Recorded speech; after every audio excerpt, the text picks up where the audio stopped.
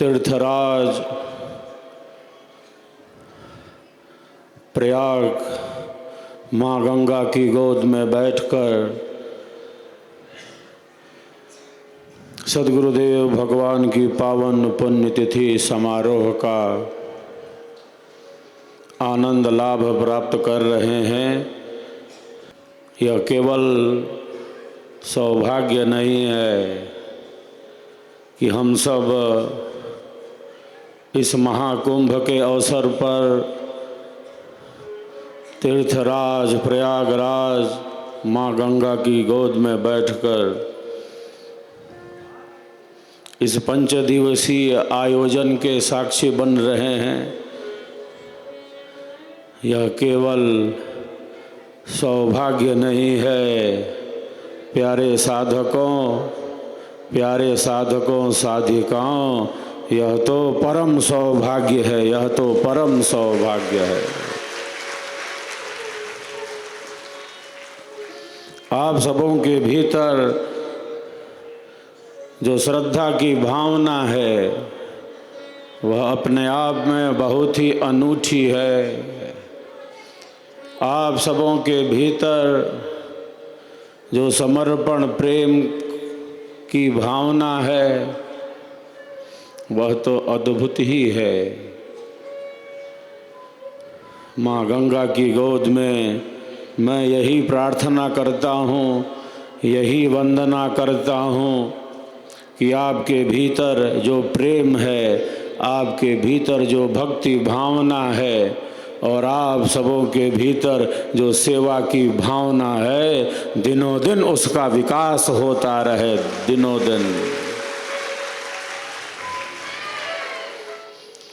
दिनों दिन उसका विकास होता रहे। हमारा भक्ति भाव दिनों दिन ऊंचाइयों की ही तरफ बढ़ता रहे। हमारा प्रेम बढ़ता रहे, हमारा आंतरिक ज्ञान बढ़ता रहे, हमारा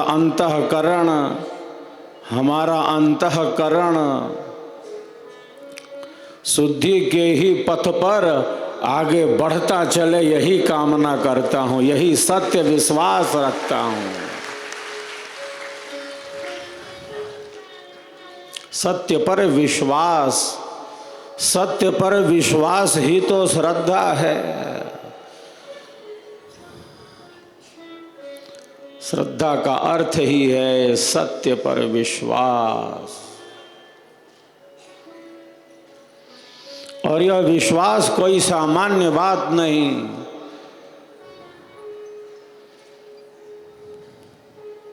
सत्य पर विश्वास कर लिया तो कर लिया, क्योंकि सत्य पर विश्वास ही तो श्रद्धा भावना है। श्रद्धा बहुत बड़ा खेल दिखाती है।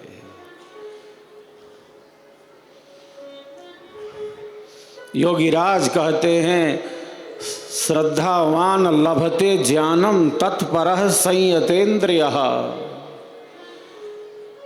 ज्ञानम लब्ध्वा पराम शांति अचिरेणाधिगच्छति।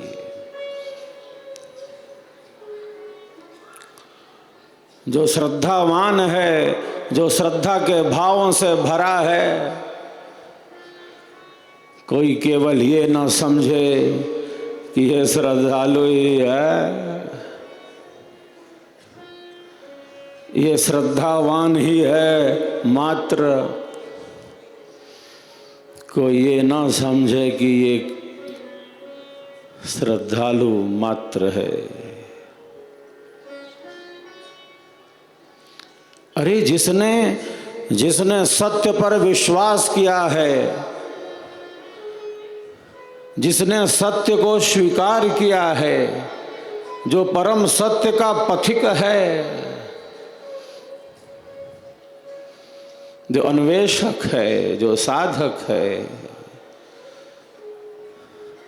जिसने सत्य को स्वीकार किया है, ऐसा सत्य पर विश्वास करने वाला जो श्रद्धावान है वह तो अति शीघ्र ही ज्ञान को उपलब्ध हो जाता है, ज्ञान की प्राप्ति कर लेता है। वह केवल श्रद्धावान ही है, मात्र ऐसा नहीं, वह ज्ञानी भक्त हो जाता है, वह विवेकी हो जाता है। श्रद्धा बहुत बड़ा खेल दिखाती है। हमने नहीं देखा है, हमने नहीं देखा है उस परम सत्य को, उस परम मार्ग का हमने अनुभव नहीं किया, लेकिन हमने सत्य पर विश्वास किया है, हमने स्वर वेद पर विश्वास किया है, हमने विहंगम योग की साधना पर विश्वास किया है। और जब सत्य पर विश्वास कर लिया है तो कर लिया है, जब अपना बना लिया है तो बना लिया है, अब पीछे नहीं लौट सकते। जब अपना बना लिया है तो बना लिया है, जब स्वीकार कर लिया है तो कर लिया है।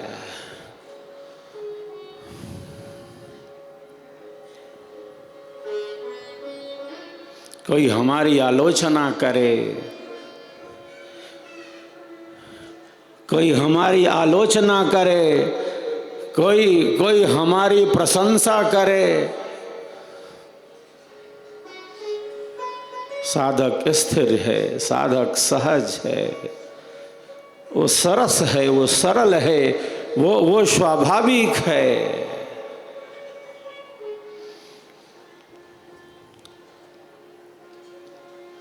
साधना के मार्ग में बहुत कुछ से दो चार होना पड़ता है। साधना का मार्ग हमारे मनीषी कहते हैं कि वो ऐसा है, इतना सहज है, कितना सहज है, जैसा मानो तलवार पर चलने के समान हो, तलवार पर चलने के समान हो।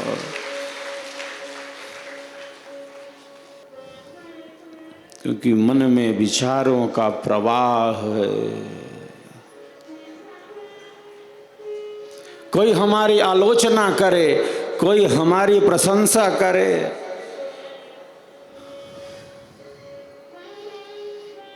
वो सम है। जैसे सूर्य उदय होते समय लाल है और सूर्यास्त में भी वही दृश्य है।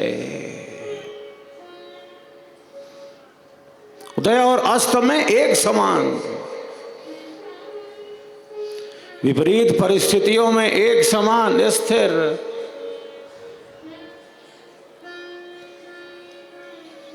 निंदन्तु नितिनुपुड़ः यदु वास्तुवन्तो लक्ष्मी क्षमा विशतु गच्छतु वा यथेष्टम्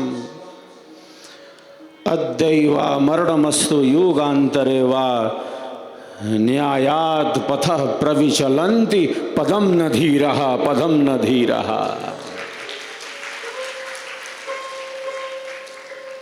तो जो धीर पुरुष के पैर हैं, जो धीर पुरुष के पैर हैं, वो सत्य के मार्ग से, न्याय के मार्ग से, ज्ञान के मार्ग से, सेवा सत्संग और साधना के मार्ग से कभी अलग हो नहीं सकते, कभी अलग हो नहीं सकते। संसार में सुख मिले, संसार में दुख मिले,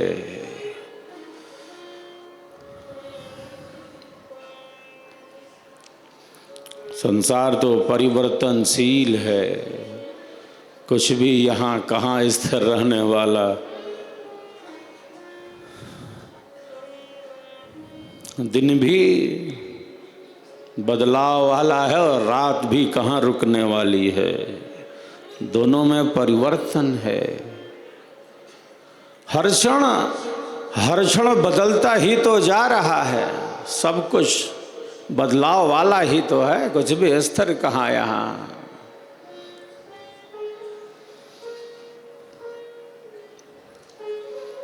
तो जो वास्तविक साधक हैं, साधिकाएं हैं, वे भली भांति यह महसूस करते हैं, ये जानते हैं कि यह जो मार्ग है विहंगम योग का, यह जो मार्ग है स्वर वेद का, यह जो मार्ग है साधना का, यह मार्ग अनुपम है, अद्भुत है। ये केवल कामनाओं की सिद्धि तक सीमित नहीं है। अरे यह मार्ग तो आत्म कल्याण का मार्ग है, यह मार्ग आत्म कल्याण।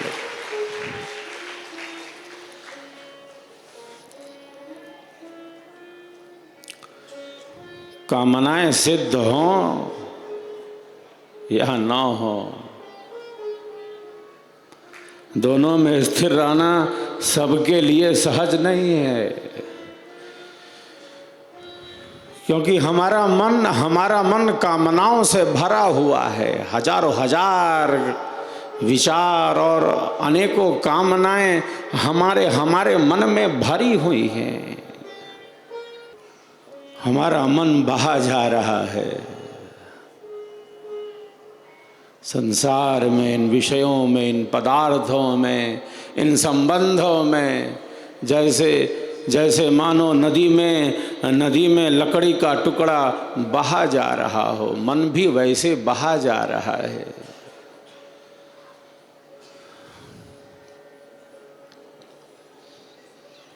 प्रातः जागरण से लेकर रात्रि शयन तक, प्रातः जागरण से लेकर रात्रि शयन तक विचारों का कितना बड़ा प्रवाह है जो प्रवाहित होता जा रहा है।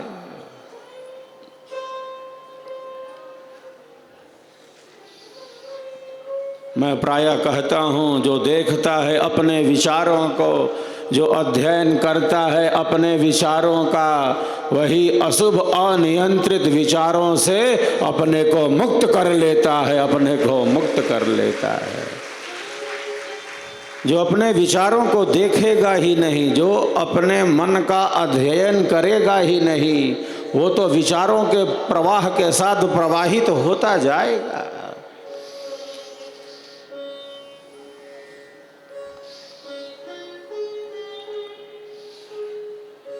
एक व्यक्ति गधे पर बैठकर जा रहा था, तो सामने वाले ने पूछा कि भाई किधर जा रहे हो? ये साहब गधे पर बैठकर चले जा रहे हैं। सामने वाले ने पूछा कि भाई किधर जा रहे हो? गधे पर बैठे व्यक्ति ने कहा, मुझसे क्या पूछते हो, मुझसे क्या पूछते हो कि मैं किधर जा रहा हूँ?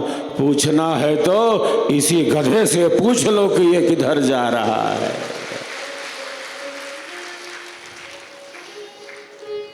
पूछना है तो इसी गधे से पूछ लो कि ये किधर जा रहा है। ये कब किधर चला जाए कुछ पता नहीं। ये जिधर जिधर जा रहा है बस मैं उधर ही चला जाता हूँ। पूछना है तो इसी से पूछ लो। हमारा मन भी कुछ ऐसा ही है। हमारे मन में विचारों का जो प्रवाह है,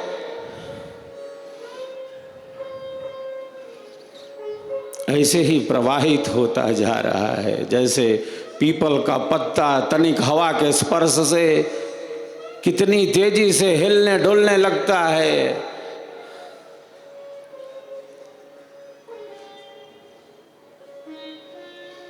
तनिक हवा के स्पर्श से पीपल का पत्ता इतनी तेजी से हिलने डुलने लगता है जैसे मानो भूकंप आ गया, आंधी आ गया।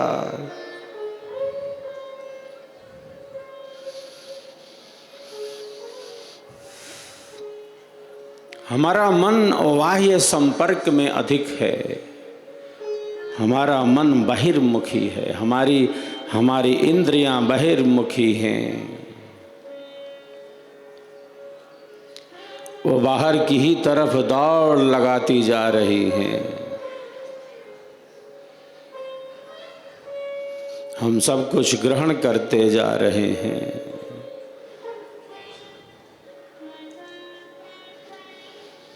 आँखों से देख रहे हैं, कानों से शब्दों का श्रवण कर रहे हैं, नासिका में घ्राण शक्ति है, जिह्वा से रस ले रहे हैं। त्वचा जो सिर के शीर्ष भाग से पैर के तलवे तक त्वक इंद्रिय त्वचा है,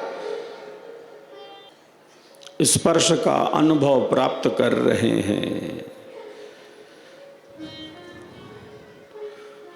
योगीराज कहते हैं श्रोत्रम चक्षुस्पर्शनम च रसनम घ्राणमेव च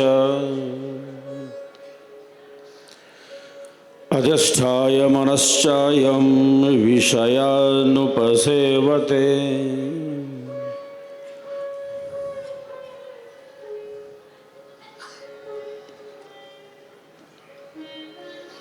ज्ञान और कर्म से ये हमारा शरीर चल रहा है।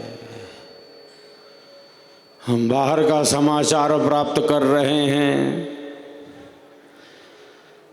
क्योंकि हमारी इंद्रियां बहिर्मुखी हैं, वो बाहर की ही तरफ दौड़ रही हैं।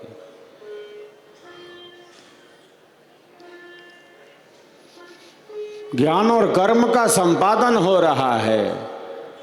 प्यारे साधकों साधिकाओं, ज्ञान और कर्म से जब शरीर चल रहा है तब इसका अर्थ है केवल शरीर ही नहीं, ये संसार चल रहा है, ये विश्व चल रहा है। क्योंकि हम शरीर कहें या संसार कहें, दो बात नहीं, एक ही बात है। शरीर का अर्थ ही है संसार, ये भोग, ये पदार्थ, ये संबंध, प्रारब्ध, कर्म का ये साम्राज्य। ये शरीर भोग का आयतन है। शरीर भोगायतनम शरीरम, हमारे महर्षि कहते हैं। शरीर कहें या संसार कहें, दो बात नहीं, एक ही बात है।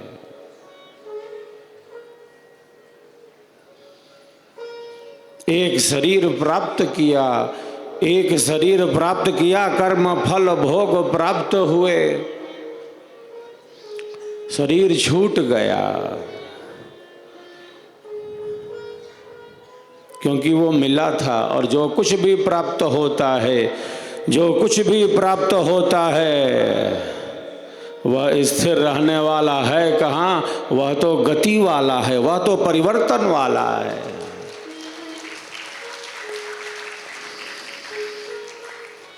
हमारे मनीषी कहते हैं वस्तु उत्पन्न होती है। पहले कहा उत्पन्न होती है, फिर कहा कि उसकी सत्ता होती है, फिर कहा वो बढ़ती है, फिर कहा वो परिवर्तित होती है, फिर कहा कि उसका क्षय होने लगता है, और अंतिम गति कहा विनश्यति, जो उत्पन्न हुआ है वो अपने कारण में चला जाता है।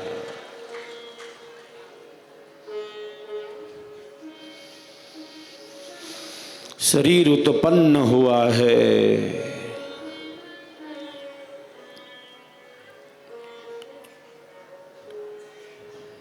इसीलिए यह नष्ट हो जाता है। आत्मा उत्पन्न नहीं होती, इसीलिए यह नष्ट नहीं होती।